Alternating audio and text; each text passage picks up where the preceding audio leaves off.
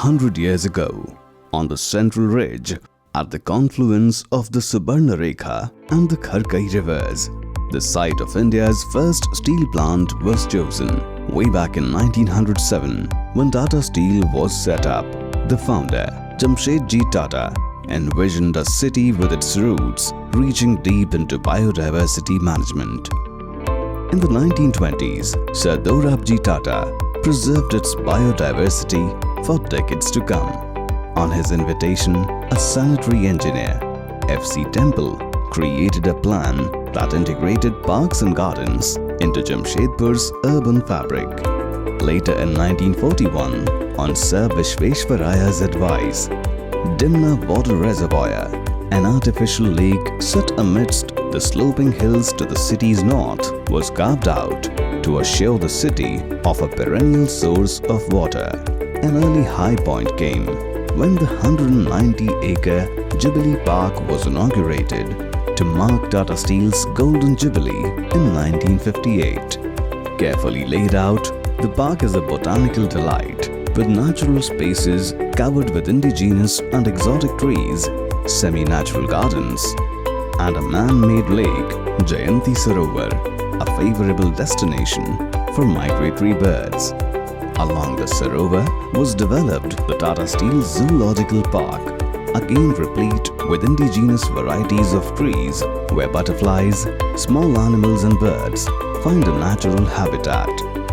In a premeditated initiative, Tata Steel undertook an environment impact assessment, which paved way for its environment policy and its sustainability policy. Always a pioneer, in 2016, Tata Steel launched a biodiversity policy with a target of net zero impact on biodiversity, the first such commitment in Indian industry. The result has been a surge in Jamshedpur's green cover with extensive and impactful plantation drives, reclamation of marshy or barren land, and conversion of waste dumps into verdant woods, including the reclamation of Jugsalai Muck Dump in 2010, with the greening of a 62-acre mound of ash and slag. Yet another green marvel, Dalma View Point, covers over 1,000 plants, 28,000 creepers, 5,000 shrubs, and 13,000 square meters of grass cover what was once a waste dump. Adjacent to it, work is in progress for developing a forest trail which replicates the indigenous forests of Jharkhand. Surrounding the coal rolling mill at Bara is a 15-acre man-made lake on what was once a marshy land. Dredged to a depth of 3.5 meters to harvest rainwater, it has made the water table rise significantly. Another 15-acre area is being dredged to extend this water body to 30 acres.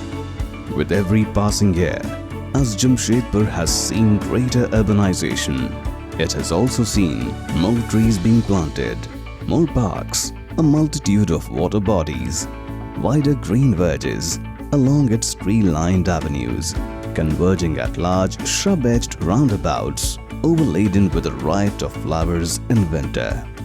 A new biodiversity park is being developed at the southwestern periphery of Jamshedpur to add over 1,500 trees.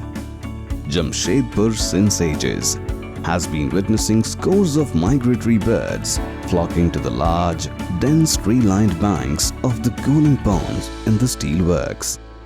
Each year, over 100,000 saplings of indigenous varieties of trees are planted, ensuring Jamshedpur makes steady progress towards its target of 40% green cover from a present level of 33%.